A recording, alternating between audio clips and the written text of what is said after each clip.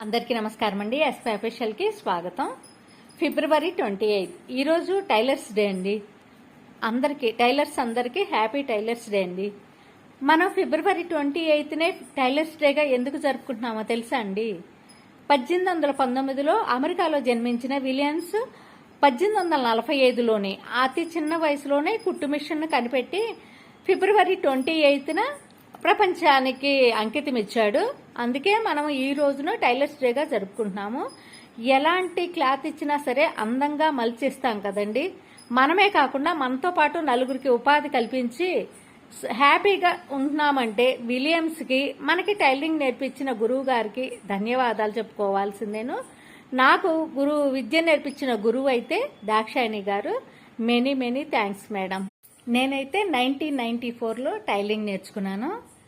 ఇప్పుడు కొద్దిగా health issues వల్ల టైలరింగ్ సరిగా చేయట్లేదు.